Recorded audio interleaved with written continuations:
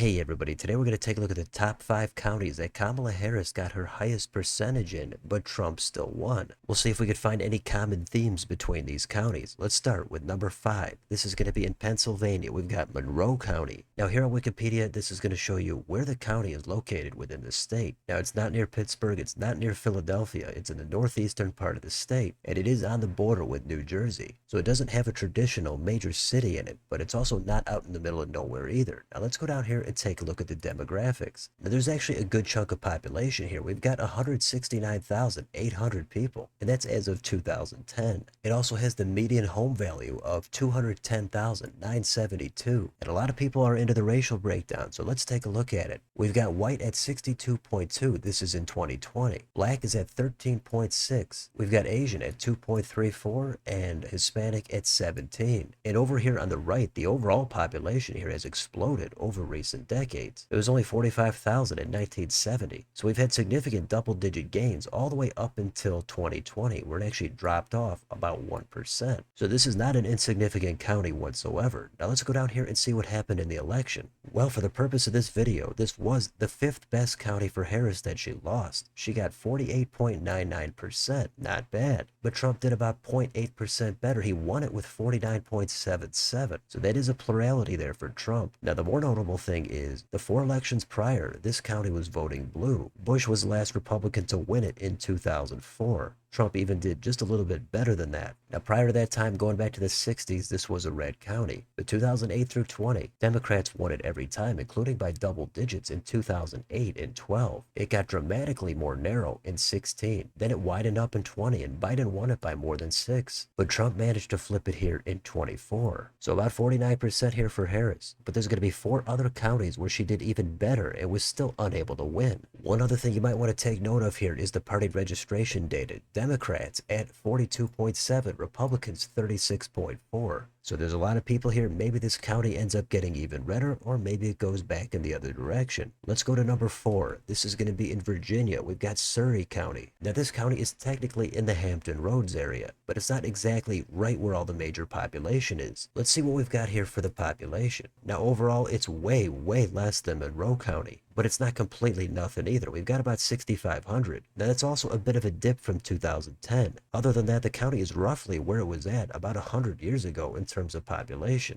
Now in the racial breakdown, we've got a white population at 52.7, black at 41, and Hispanic at 2.3. Here, the median household income is $37,558. So that's who lives in this county. Now, how does that translate into the election? Well, here we've got Harris at 49% even. Again, pretty good, except Trump won it with 49.65. And the highly significant thing here is Trump was the first Republican to win this county since Nixon back in 1972. So it's been blue for almost 50 years in between. In 2012, Obama won this county by more than 20 points. During Trump's first run in 16, it did narrow dramatically, but it was still more than a 10-point margin for Hillary Clinton. It narrowed again in 2020 until Trump flipped it here in 24. Now these are just the best counties for Harris that she lost. They could have been red prior to 2024, but so far 2 for 2. Harris has lost them prior to them being blue before the most recent election. I think we're ready for number 3. This is going to be in a new state. We've got Georgia, and this is Jefferson County. Now here's another county that's not really right where a ton of population is. It's kind of between Macon, Augusta, and Savannah, but it's not a total ghost town either. Let's go down here and take a look at the demographics. The overall population here is about 15,100. Here it has steadily declined over the past 80 or 90 years. Its peak population was in 1920, where it was at 22,602. So not a dramatic drop off, but a continuous decline. Now for population here, we've got a majority of black voters at 50.7, white voters at 43.5, Hispanic at 2.9. So it is a majority black population. How about in the election? Well, Harris put up 49.03, but Trump came out on top with 50.2.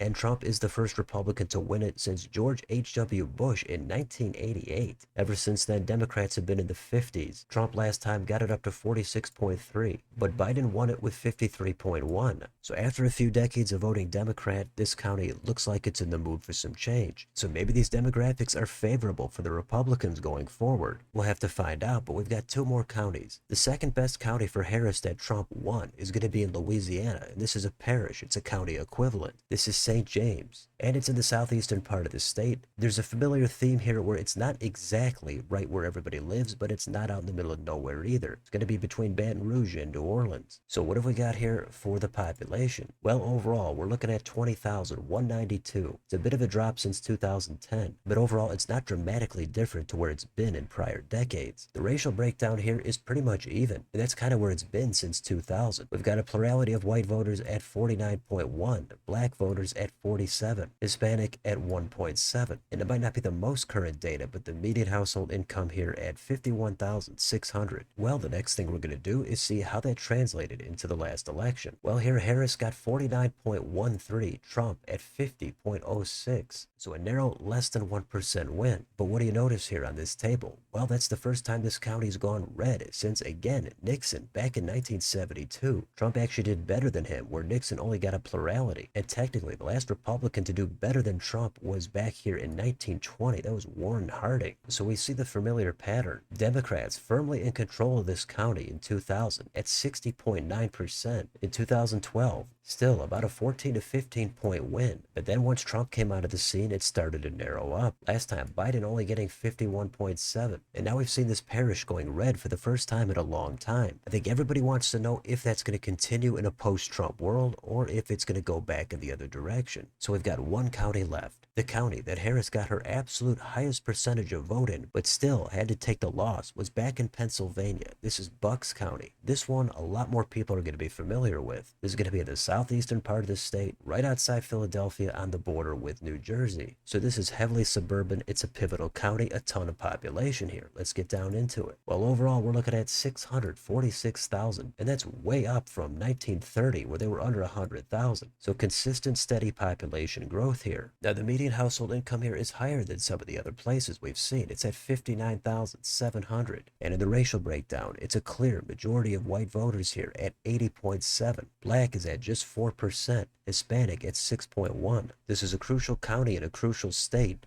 Let's see what happened in the most recent election. We're going to go all the way down here, and we can see that Harris got 49.3. Trump won it with a plurality of less than 0.1% more. He's at 49.39. That's less than a 300 vote margin. But again, prior to 24, this county had not supported a Republican since Bush back in 88. It didn't vote for the Dems by overwhelming margins. It was always by single digits. But this suburban county was exactly the kind of place that looked to be problematic for Trump. He bled some support here in 2020, but he managed to come back and win it here in 24. Obviously, some of that is going to be because of lack of enthusiasm for Harris. But this is a county you're going to want to take a look at in pretty much any statewide election, and of course in the national presidential election as well. Overall here with the voter registration, Republicans are in the lead at 41.85, Dems at 40.66, and you can see some of the local county elected officials here. It's a mix between Democrats and Republicans. And one extra thing to point out here is going to be in the U.S. Senate election here. Bucks County split their ticket. They supported Bob Casey with 49.1%. The actual statewide winner, Dave McCormick, got 48.57. So all these numbers here should easily tell you this is an extremely purple county. So if we go back to the county map, we've only got 5 counties on here. 2 in Pennsylvania, 1 in Virginia, 1 in Georgia, and 1 in Louisiana. And the characteristics of these counties are a good mix. Some of them have lower populations, some of them much higher. Some of them have an even racial demographic split. Others have a clear majority. And then there's also the household income. But another common theme is they're either going to be outside of or between 2 major population centers. But the biggest thing is these are all going to be counties that Trump became the first Republican to win, usually in decades. Sometimes it's less, sometimes it's even more. So it's going to be important to see if they were one-offs or if this is the start of a new trend. Harris came very close in these counties, but she also did weaker than both Biden and Hillary. And Trump managed to figure out the secret sauce to flip these counties red. So that's it. Let me know in the comments. What do you think about any of these 5 counties? How many of them are going to stay red in the next election? Could they all stay red, or could they all flip blue again? What do you think of the demographics or the proximity to other major cities? Let me know what you think down below on your way out. Don't forget to like, share, and subscribe. Join if you'd like to support the channel. Thanks for watching. I'll see you next time.